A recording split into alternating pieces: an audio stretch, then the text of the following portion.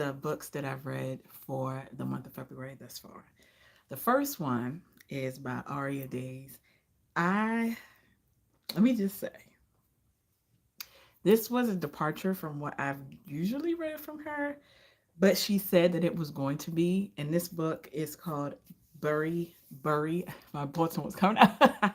Bury the Hatchet. A Sordid South Tale by Aria Daze. I'm going to show you the cover of this book. So this is the cover right here. It looks like that. Really pink and pretty. But it was not. It was not pink and pretty. It was really interesting. The book starts off with a bang, with two people who are younger, their children, and it talks about their feud, which has been going on as long as they have been alive. And what it is a lovers to a friends, no, sorry, an enemy to friends, to not even friends. Let me just say an enemy to lovers, because there was no in between with that. But I will say this. Let me give you the trigger warning, and there are a lot of them. Trigger warnings.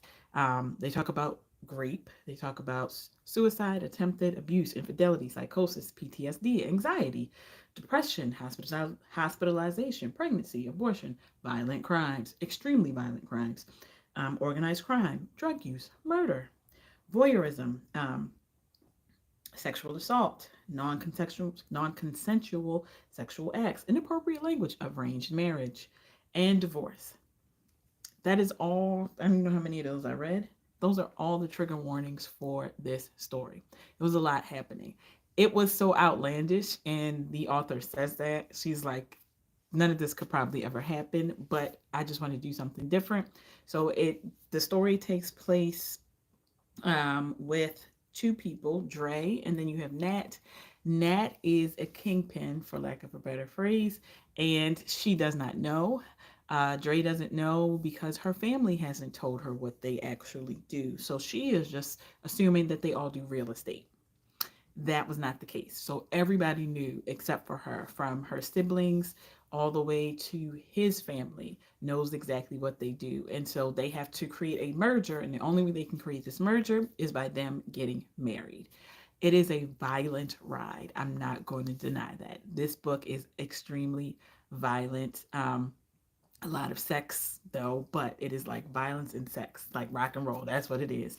And it takes you on this journey of them and getting to know each other as adults, because again, she has hated him for her entire life. He's always wanted to be with her, but she has hated him since she was a young child, probably a tween. And to now have to marry him, she is butting heads with him, but then she realizes that she really can't, because who she thought he was is not who he is. So now she has to kind of put her big girl panties on and understand like what he is and who he is, but he also has to understand that the way that he interacts with her has to change, because again, he's never been in any type of relationship, and so now they are kind of trying to figure out how all these things work together, with her not knowing what he actually does, her feeling betrayed by her family, especially by her father, and then also by him in a way, because of the way that he is just moving through life. And so now they are trying to get to the point where they can have children but still be in this mutual beneficial relationship, and it works out in the end. So definitely try that book. I like it. I'm trying to make sure these videos are a little bit shorter, but if you like all the things that I said and you still have the trigger warnings and you're okay with that, then definitely get it. The other book that I read, which was like a palate cleanser, because that book was wild as hell with the way that they were killing people. I ain't even going to try to get into it, but it was a lot. It was a lot. Her Berry Sexy Christmas. That's what that looks like. Berry Sexy Christmas. Her Berry Sexy Christmas by Theodora Taylor. This is a fantasy through and through. I don't know what else to say. It's a fantasy book. The main character has been in a relationship with this man that she works with. Her name is Noel, and he is a fuck boy, literally. And he puts her in a position where she has to defend herself physically from him, but also defend her job because he has made it a hostile environment. But because it's not written down that they were in a relationship and he knew that and he took advantage of that, now she has lost her job. But he was playing games with her because and he's a doctor, by the way, they work in the hospital. He wanted her to come back to him. Figured that because he physically assaulted her and then took her job away, that she would come crawling back to him. Sis was like, mm-mm. So she calls her sister. She realized that she can't stay with her mother because her mother has the same issues with men over and over again, with abusive men. Her sister also has some of that as well. So she's like, I need to get my shit together. Her sister says, come to me. They have a job at my hospital that you can come to. And so she's like, bet. I'm going to take my old ass car and come to you. And even though we're in a snowstorm, I'm just going to do it. So the premise of this book, again, it's a fantasy book, is that there are three, and I said three. Yes, this is I guess we call it a reverse harem book. Um, Three bears, literally three bears, who are they were looking for their mate. All three of them are looking for their mate, but they have to all agree on who that mate is going to be. So you have one who is like about that koala bear. Lord, he's not a koala bear. He has two different bears within him. One is a polar bear, and I can't remember. I think the other one is like a black bear, and he is like the, I guess, the chief of everybody. And then he has one who, I can't remember what the other two are off the top of my head. I just remember the polar bear. But they find her. One of them finds her. The problem is when he finds her, his instincts take over and he bites her because she was trying to go to her sister. She got caught in the storm. Again, her car is old, and he bites her, and then that bite triggers something in her body, so she then turns into a bear.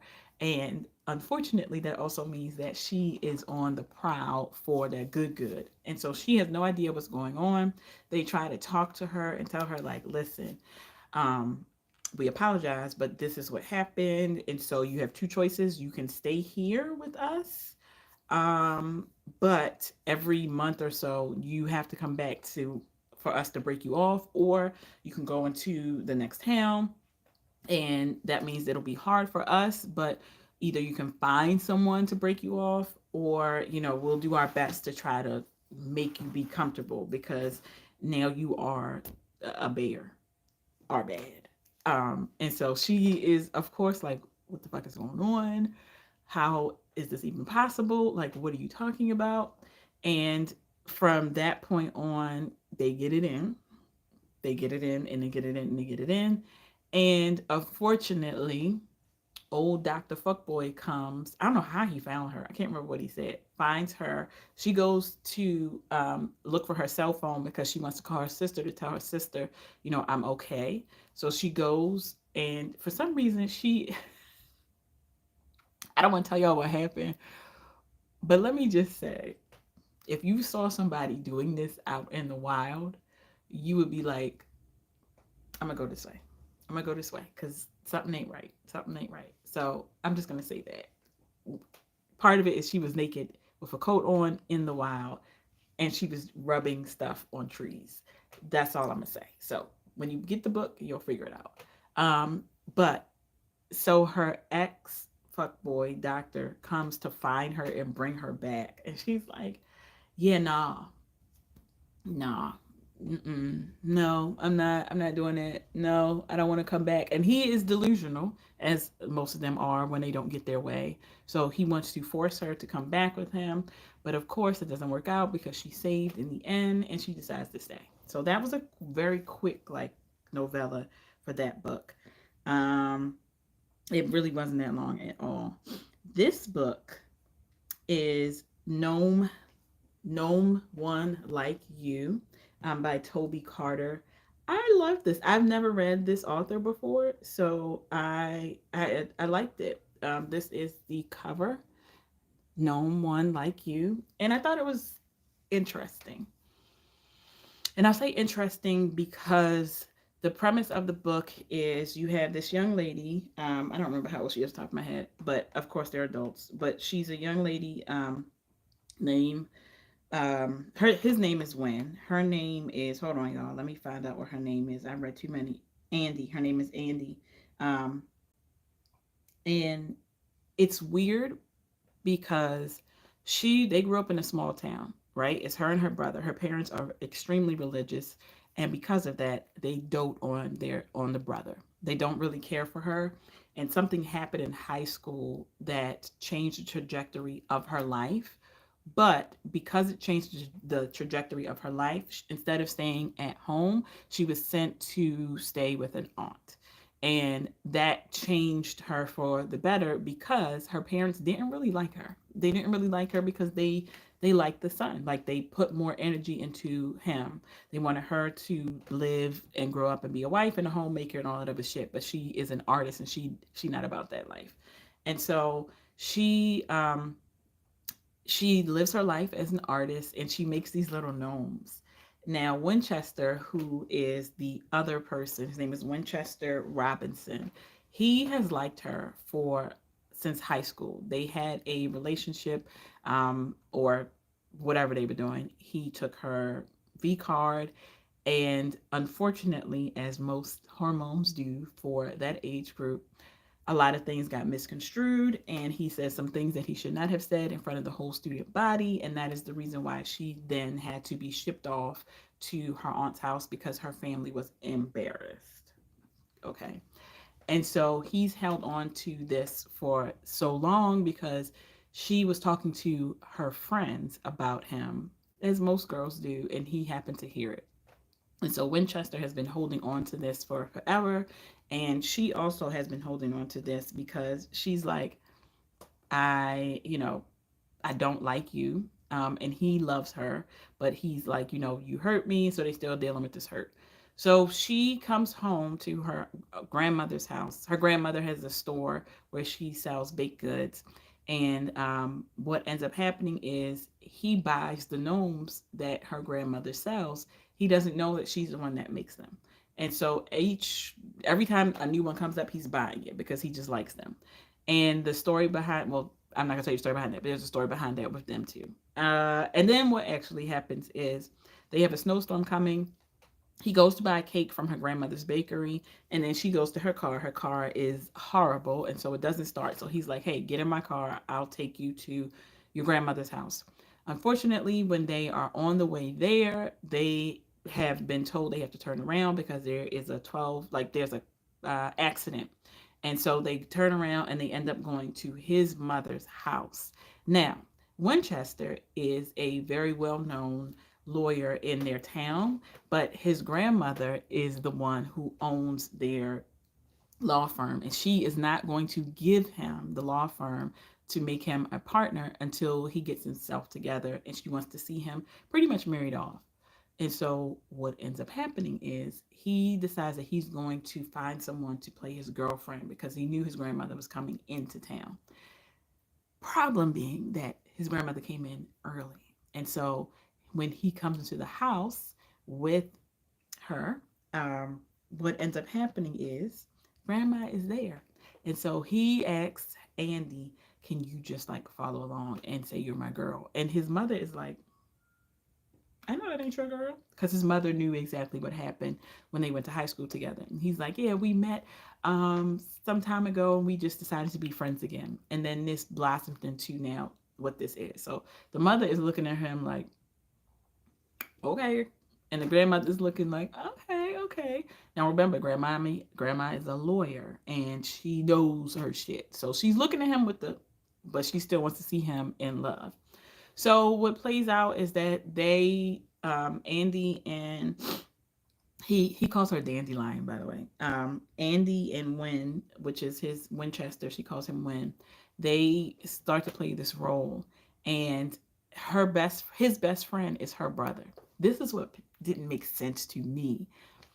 If you know that someone who is your best friend has embarrassed your sister to the point that your family has taken her and moved her to a new location, and you are still best friends with this person up into adulthood, that ain't right.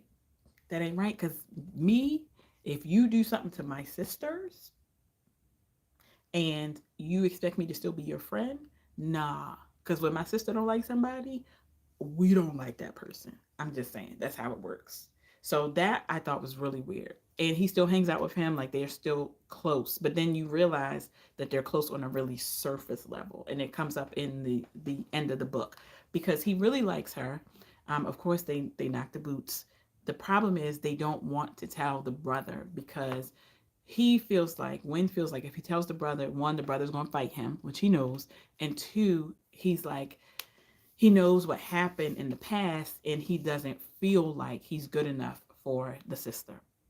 And so they have this big craziness that happens because the brother ends up coming to his the comes up to Winchester's mother's house, and then he starts to realize that they're in a relationship. So it was a big like blow up, and basically the brother is like, "You don't deserve her," and yada yada yada. And then the sister goes off on him and is like, first of all, you have not called me in I don't know how many years. You don't even visit me in I don't know how many years. So how do you know what is good for me? You allowed your parents to treat me this way, and even within that space, you still go through with the things that they want you to, and you don't see me as a person. So you can't talk anything about that guy. And so they go back and forth. But in the end, of course, they get together and it's beautiful. It's a happy ending, all that good shit. So definitely read that. But that part really ticked me off because I'm like, how are you best friends with somebody who embarrassed your sister and then she had to move away? Like, what? I couldn't. That was weird to me. That was really weird. But to each his own. Um, okay. Now, if you don't know, Christina Jones. Okay. Christina Jones. Mm, mm, mm. Christina C Jones is one of my favorite contemporary romance authors. And she dabbles in the paranormal. She dabbles like, if you don't know who she is, chef's kiss. Like, she is one of my top 5 authors, romance authors. Like, just top 5. So she has this book called Between the Lines, and it's a part of the WAWG Studios novella. So she has an entire, and I mean entire universe dedicated to this universe with the WAWG Studios. So this is one of the stories, and this centers around a couple. It was a novella, so it was really simple, but even within the simplicity of it, she still gives you so much. Like, it's only 13 chapters, right? It's only 13 chapters, but in each of those chapters, she has given you everything that you need to get a full read on who these characters are, which is why I love her down. Love her down. I was so excited when I saw this book. Anyway, so you have Elodie, and Elodie is the main character. Elodie is from. Oh, hold on, y'all. My bad. Did I show you this? I don't think I did. Did I show you this? That is the cover. Between the Lines. Okay. So you have Elodie. Elodie is the it girl, right? Her family is Black Hollywood royalty. And because they are Black Hollywood royalty, of course she's gone through like the um I'm trying to think who is a black, like, I don't know if I have a black actress that's like this, but anyway, so she reminds me of Lori Harvey in a way, but just a little bit wilder, right? So that's what she reminds me of, Lori Harvey, but just a little bit wilder, but the same beauty, body, giving, except Lori Harvey, I don't think she wants to go into acting or whatever. But this young lady is like, yes, she is an actor. So she has been cast on this show. And when she's cast on the show, she is super excited. The problem is that her ex is also been cast on the show. Now, she did not know that he was being cast on the show because this was a last minute replacement. And the trouble with this is that both of them, not he, but both of them still completely love each other, but her insecurities got in the way, her being toxic because of those insecurities got into the way of them being a couple. And so he bowed out, but he still wants to be there for her, but he did bow out. And so this takes us on this journey of them having to work together, of her, going through therapy for a year to really get into why she makes the choices that she makes and how they are so detrimental to her. And he, again, is still there because he loves her. And they, before, told no one that they were dating because they were in a movie together, and they didn't want it to be like the focus of the movie is them being together. And so no one knows that they were a couple. And so when they actually did break up, she was getting an award, and she was heartbroken because she saw him in the audience with this young lady, and he was under the impression that they were good. They were still friends or whatever, because they kind of parted as friends. But then she didn't realize that she was drunk off her ass and told him, "Don't talk to me ever again," because he went to say congratulations to her, and she was three sheets to the wind, and said, "Don't talk to me again." And so when she saw him, she was like, "Oh," and she didn't remember that, even though he did. And she was like, "Well, why haven't you contacted me? Like, we usually have been in contact with each other. You only answer when I contact you." And he was like, "So you don't remember how you told me to, like, get the fuck out your face and don't contact you again?" He was like, "I was surprised that you contacted me because I didn't realize that you wanted to talk to me." And so she was like, "Oh my God, I apologize. I'm so sorry. My feelings, I was in my feelings." And so they are now navigating this. Something happens to her, and she runs to him for comfort and safety. And from there, they start this relationship again. But it starts off slow because, again, he is trying to feel her out, and he is kind of like, "I don't want to be put in this position again where you are this person who is very insecure, and I am not. Like, I'm not that person. Once I'm with you, I'm 10 toes down for you, but that's not how you are." And so she's going to her brother to ask questions, and then he's like, "Live your life, be free," or whatever. But then the young lady that he went to the award show with decided that she wanted to break bad, because he, being the upstanding guy that he is, told her, like, "I don't want to do this with you anymore." And she was under the impression that they were a couple. And he's like, "No, remember, we made a commitment to each other, which wasn't a commitment where we were just having a good time. And you were told me you were okay with that. So what is this?"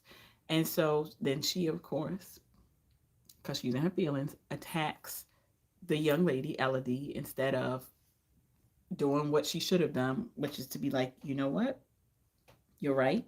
We had this choice that we both made together that said that we were not going to be in a committed relationship, and we were just going to have sex. And now you are bowing out of that. And so I have to say, okay, but that's not what happened." And so now Elodie kind of has to, like, defend herself, but she also knows that she can't because she's a black woman, and this is Hollywood. So it goes through that. So there was a little drama, but not like full on baby mama bullshit, baby daddy bullshit. People get murdered like in the last books, but this is really talking about how they are navigating this space, what they are planning to do. And the guy's name is Shaw. I'm sorry, I forgot to say that. And so he is a really upstanding guy, and he really cares for her. He really loves her. And what I also love is that even at the end of the story, when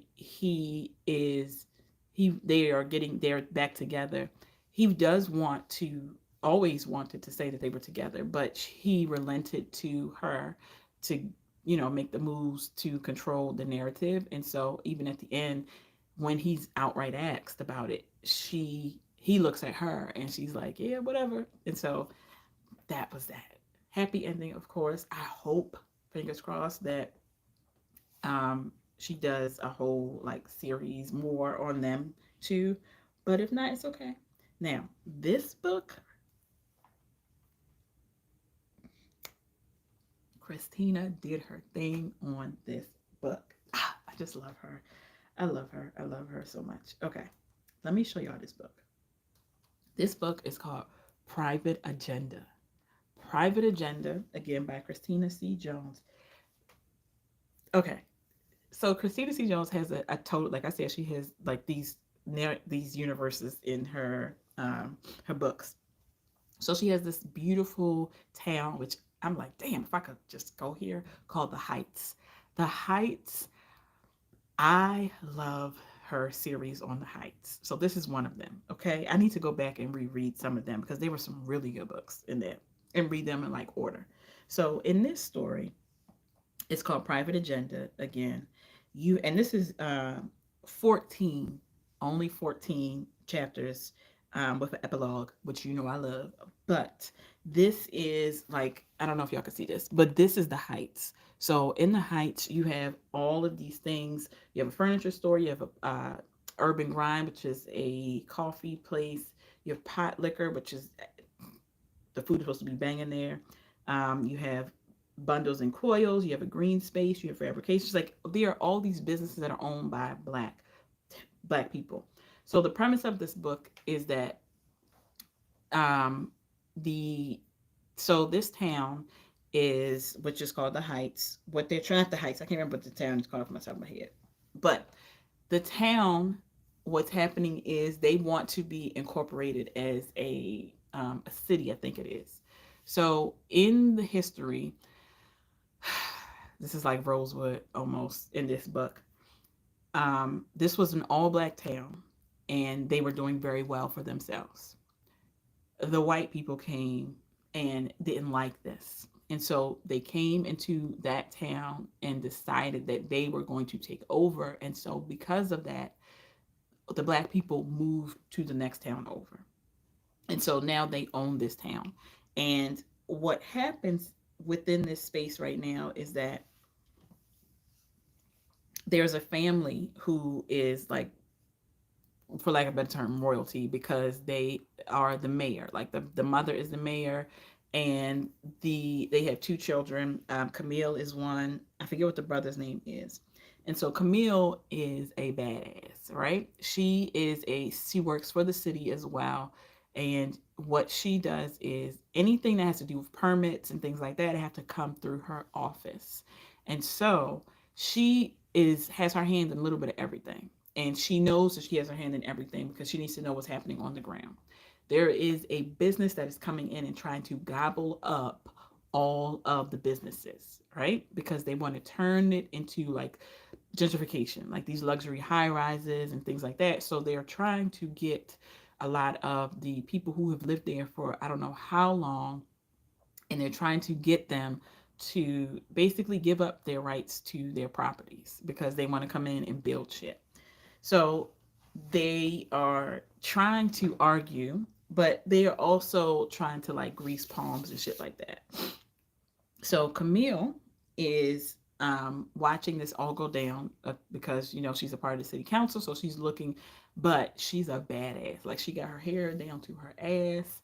She got a body for days, right? Body, body, body. She got her eyelashes. She got her nails. Like she's done up, and she know how to carry herself. She got that blicky, right? So she is not to be fucked with. And not only that, her parents, again, as I said, are her mom is the mayor of the next town. And then also her brother is also trying to run for mayor. And so they all have a hand in everything that's going on, but they are very close family. And so Camille, her brother's name is Gavin. That's his name. His name is Gavin. And so Camille is trying to navigate this space, but also she's dealing with an ex-fiance who wants her to be seen and not heard. And when she puts the cut on that, he gets in his feelings because he's like, why would you not want to be a doctor's wife? Why would you not want to live in the space that I'm providing for you? Like, who are you? And she's like, yeah, no, I'm not about that life. And so she's that girl. She is that girl. And what happens is, so she is the director of housing and community development for Blackwood. And Blackwood is the town that they're in. So she's, again, the director of housing and community development. And so they're trying to incorporate Okay, so incorporating as their own city. So that's what they're trying to incorporate as their own city. And so she is like the last almost line of defense with this bullshit. And so here comes Mr. Duke Holland. Duke Holland is that guy. He's that man. He has the voice. He has the face. He has the body. He is that guy. He a little bit angry though. I ain't gonna hold you. He a little bit angry. He got a little temper, right? But his temper comes from wanting to save the city. That is what it's from. He is very like, I'm gonna do by any means necessary to protect my community and protect everything that they have built. He is not from that town. He is a transplant, but he has a past. And his past sounds like he's a little bit into the military stuff, but he won't say.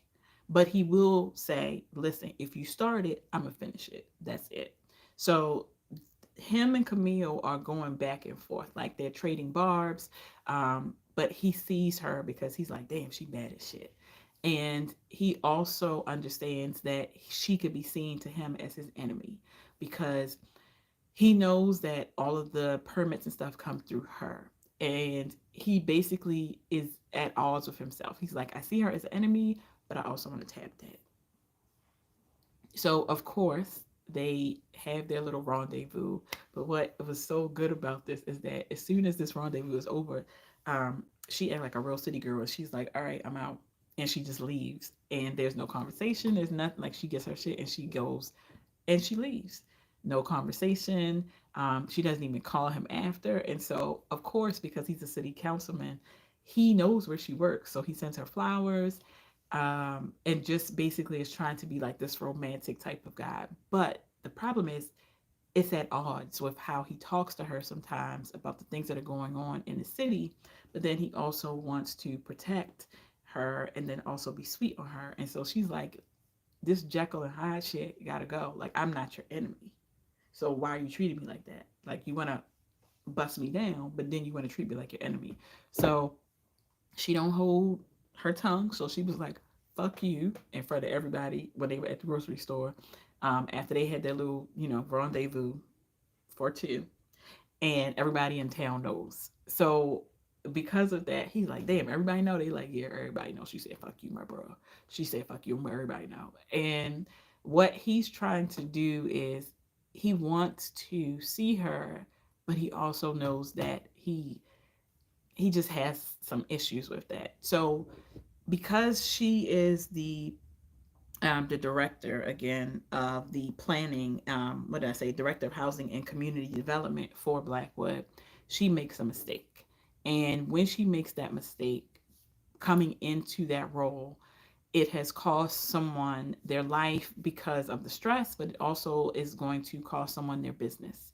And so he comes busting in her office, guns blazing, like, how could you do this? Blah, blah, blah, blah. And she's like, I know I made a mistake. I own that, but watch how you talk to me. But then she's also like, I'm going to try to do this to make it better. And he's like, you can't do anything. Like, I don't even know why I trusted you. Emotions are running high. And so she does realize that the people who are trying to come in and take everybody's stuff, um, they were the ones who put in the application that she signed off on. And so because of that, they're able to go in. And what they're trying to do is make sure that the place that they're trying to get is grandfathered in. So when the city becomes a true city, that the laws won't really affect them because they are already grandfathered in. So they're trying to do everything they can to get in that city and to take these businesses up and then own the properties. And so she tries to do some backdoor things and make sure that the person who they're trying to save, his establishment, his business, because his spouse just died, so they're trying to save his business. So she is like, I'm gonna do what I can to fix this. And she tries. She got mixed up in some stuff that she shouldn't have, which was not her fault. And then she had to be, not she didn't have to be rescued, but she realized like who was for her and who also was trying to play her. And he comes to her rescue, but of course Duke is pissed because he's like, I should have been there for you. Like, I should have taken care of you. You shouldn't have had to go through this by yourself. and he feels horrible because he's like, I should have been there. Like, this is not what was supposed to happen. Because of course they have feelings for each other, but she's like, who would have known that this would have happened? We just have to go with the flow. I can take care of myself. And he's like, I get that, but you don't have to because I'm here. So it's a novella. I wish it didn't end, but they go through the motions of doing some things. He handles his business with her ex, truly does handle it in a way that somebody got their ass beat. Let me just say that. And moved out of the city, out of the country, actually. But he handles that. And from there, they start to have a relationship, which is based on, the honesty that they have for each other, based on their mutual love for this city, but also the mutual respect that they have when they talk shit to each other. So definitely get Private Agenda. I'm going to show you the title, the cover page. So that's Private Agenda. And what else did we have? We have Bury the Hatchet. Let me bring this up. Whoops. Here we go. Because, again, this book was wild. So we have Bury the Hatchet, which is the next one. And then we had Her Very Sexy Christmas, which was, I don't even know what to say. Like, if you're just looking for a palate cleanser, that's that. This is what it is. So Her Very Sexy Christmas. That was really short as well. Oops. And then what do we have? Gnome Like You, which again, I couldn't really get into it because of that. So Gnome One Like You, which is by Toby Carter. And this is actually a part of a series, which I need to look to see what the other ones are. And then we also have, let me see what this one is called. Cover. Again, this is Between the Lines, and this is by Christina C Jones. So I will make sure that I put the link to all of these books in the content box. I think it's called, I don't even know. So you'll be able to see that. But also, I started a series. I'm gonna have to do a video just on this series. It's wild. It's a fantasy series. Oh, I love it so much. I cannot wait to talk about it.